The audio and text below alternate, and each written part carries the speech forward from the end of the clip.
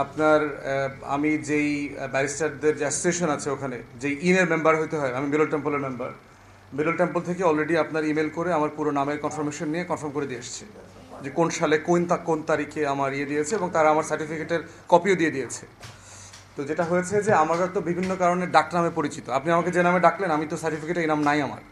এখন এই নাম দিয়ে আপনি আপনি সার্চ করলে তো ওটা পাবেন না ওখানে। তো এইটা করার চেষ্টা করেছে, তো এটা অলরেডি অনলাইনে উত্তর দিয়েছে। আমার সার্টিফিকেট, আমার বিরল টেম্পলের কনফার্মেশন ওখানে দেওয়া আছে।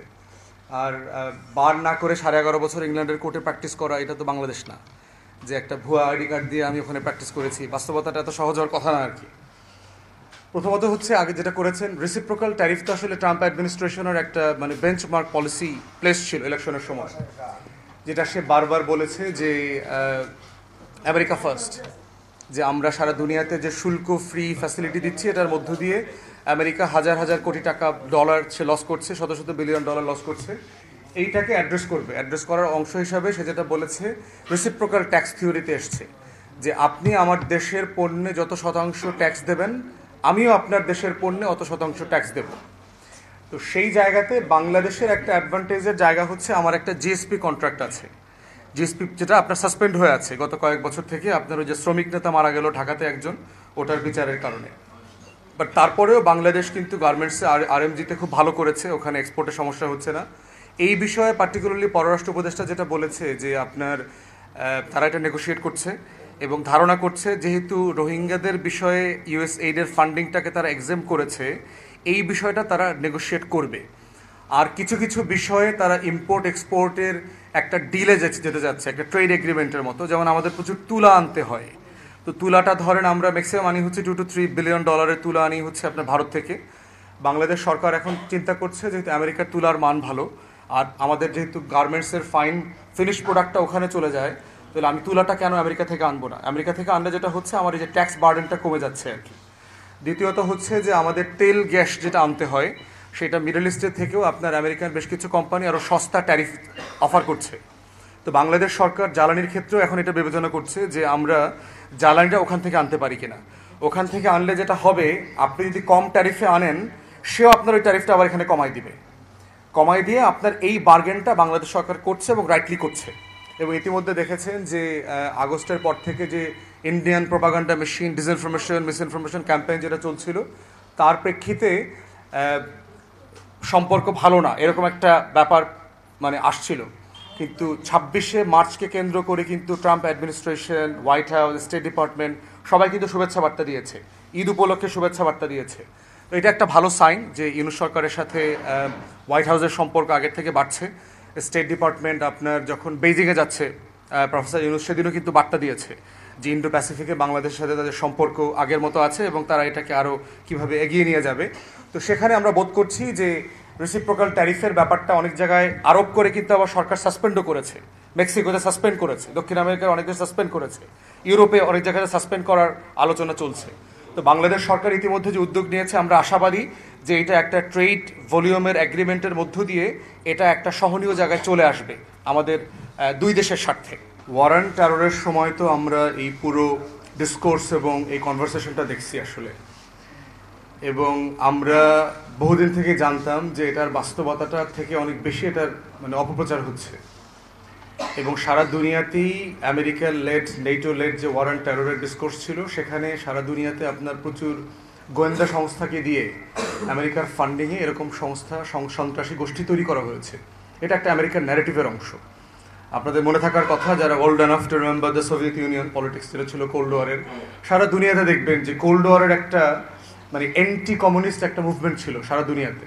টটস্কের লাইনে যাচ্ছে তাই সংগঠন তৈরি করা, বাম সংগঠনকে অস্ত্র দেওয়া, সশস্ত্র করা, নকশালি বানানো, জঙ্গি তৎপরতা, আন্ডারগ্রাউন্ড, সর্বহারা, এই পুরো বলয়ের সাথে কিন্তু পশ্চিমারা জড়িত।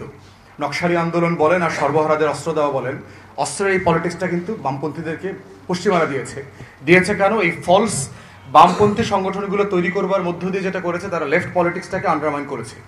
ঠিক একইভাবে দেখলাম আমরা 90-এর পরে যখন সোভিয়েত ব্লক কলাপস করলো, এরপরে তাদের নতুন শত্রু খুঁজতে হয়েছে।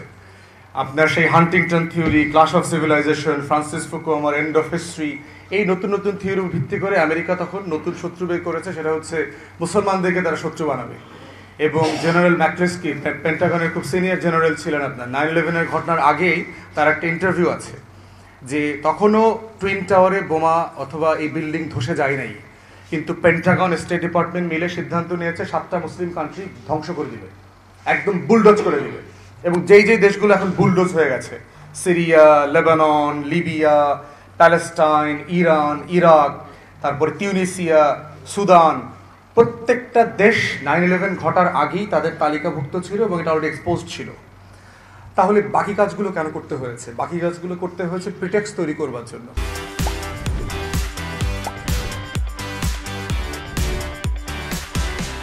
কালো বিড়ালের অধিকাংশ ঘটনা কিন্তু ওরা নিজেরা তৈরি করেছে, এগুলো ফ্যাকচুয়ালি নাই ঘটনাটা। মানে একটা আজব না, যেমন ওসামা বিন লাদেন গুহায় থাকে, ওখানে সে ভিডিও করে, এই ভিডিওটা সে আবার আল জাজিরাতে পৌঁছায় দিয়ে আসে। আল জাজিরা কোথায়? কাতারে। আমেরিকার মধ্যপ্রাচ্যের সবচেয়ে বড় নেভাল বেজ হচ্ছে কাতারে। তার যে মিডল ইস্টার্ন কমান্ডের হেডকোয়ার্টার হলো কাতারে, ছোট্ট একটা দেশ, ঢাকার থেকেও ছোট। ওইখানে আল কায়দার লোকরা গোপনে গোপনে হাইটা হাইটা হাইটা গিয়া আল জাজিরার অফিসে গিয়া এই ভিডিওটা দিয়ে আসে। এটা আবার সিআইএ ধরতে পারে না। মানে নাটকের একটা স্ক্রিপ্টের একটা বাস্তবতা থাকতে হবে না? তো বাংলাদেশে শুধু না, সারা দুনিয়াতেই সব সমাজে সব সময় একটা প্রান্তিক চিন্তার জনগোষ্ঠী থাকে, সব সময় থাকে। আপনি গ্রামে দেখবেন, আপনার বন্ধু বান্ধবের ভিতরে দেখবেন, কেউ একটু লিবারাল, কেউ একটু উদার, কেউ একটু প্রান্তিক, কেউ একটু চৈতন্যধারী ভদ্র মানুষ, কেউ একটু অভদ্র বেয়াদব টাইপের। এটাই মিলেই সমাজ। প্রত্যেক সমাজে এরকম এক্সট্রিম এলিমেন্ট আছে। বাংলাদেশে ইসলাম নিয়ে এই এক্সট্রিম এলিমেন্টটা কখনো ছিল না, এখনো নাই। আপনি দেখেন, এই যে মাঝখানে আসলো না হিজবুত তাহরির, আপনার কুকি চীনের একটা বেইজ ভাড়া নিচ্ছে হিল ট্রাক্সে, মাসে মাসে 3 লাখ টাকা দেয়। অস্ত্র আসে থেকে তুলে ওখান থেকে টাকা পাইলে কুকি চীনকে আবার ব্যাংক ডাকাতি করতে হইলো কেন? কুকি চীনের সব সদস্যরা মিজোরামে ট্রেনিং নেয় কেন? অস্ত্র ওখান থেকে আসে থেকে। তো এগুলো তো মিলছে না। আমার দেশ আপনার বেশ কটা এক্সপোজ কিন্তু করেছে, মোহাম্মদপুরে, মিরপুরে 7-8জনকে নিয়ে ব্রাশফায়ার করে মেরে ফেলছে না, পুলিশ নাটক করেছে না?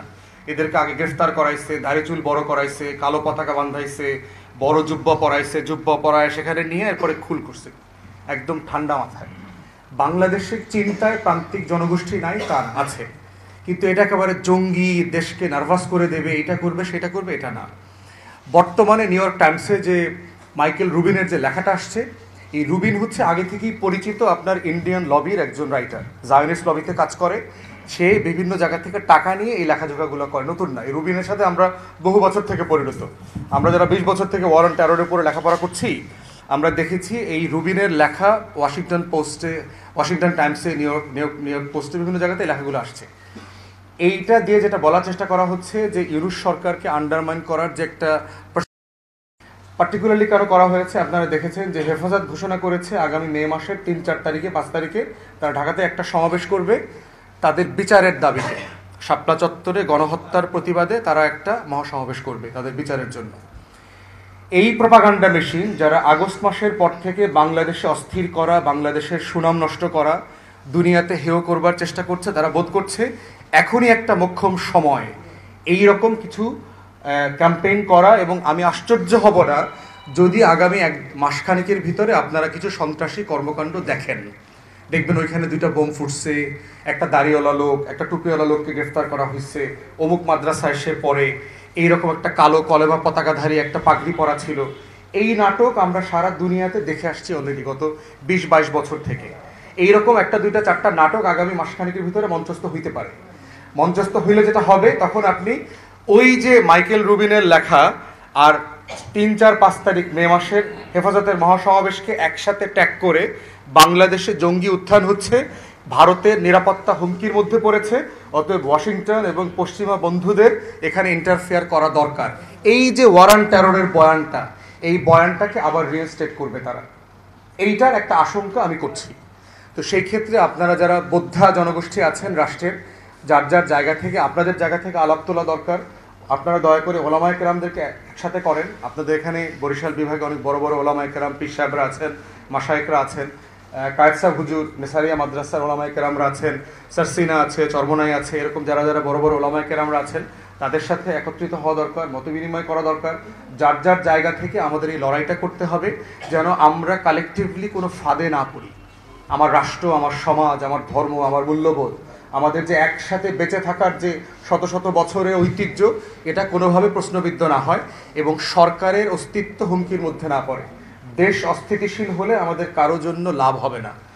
দেশকে ভালোবেসে আমাদের এই লাল সবুজের পতাকার মর্যাদাকে ধরে রাখবার জন্য আমাদের ঐক্যবদ্ধভাবে যে কোনো ষড়যন্ত্রকে মোকাবেলা করতে হবে এবং তাদের একটা লম্বা দীর্ঘমেয়াদী কোরবানি আছে। হাজার হাজার মানুষ শহীদ হয়েছে, প্রতিবন্ধী হয়েছে, গুম খুনের শিকার হয়েছে, তাদের বেশ বিশাল ত্যাগ আছে।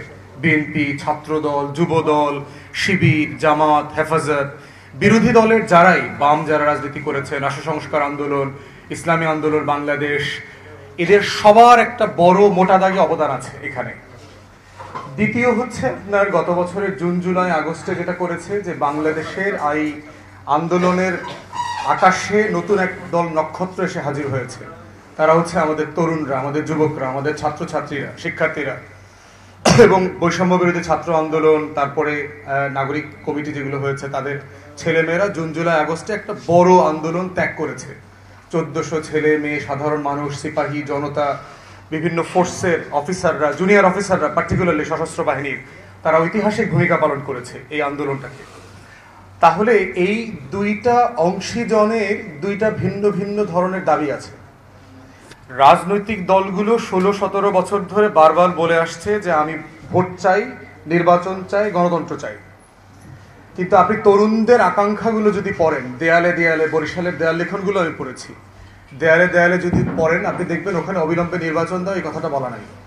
ওরা বলছে যে বুকের ভেতর অনেক ঝড়, বুক পেতেছি গুলি কর, শহীদ আবু সাইদ মুগ্ধ, শেষ হয় নাই যুদ্ধ, বাংলাদেশ দুই চাই, ফ্যাসিবাদী বন্দোবস্তের বিলোপ চাই, বাংলাদেশে যেন নতুন কোনো ফেরাউনের জন্ম না হয়, তুমি যতবার ফেরাউন হয়ে আসবে আমি মুসার মতো আবার আবাবিল হয়ে নামব। এই যে তরুণদের আকাঙ্ক্ষাগুলো দেখেন, এই আকাঙ্ক্ষাগুলো কিন্তু সেপারেট, কিন্তু দুইটাই হলো মর্যাদার জায়গায় সমান। রাজনৈতিক দলের আকাঙ্ক্ষা যেটা, এটা ভ্যালিড, ন্যায্য। সংস্কারের যে আলাপগুলো তরুণরা তুলছে এটাও ন্যায্য।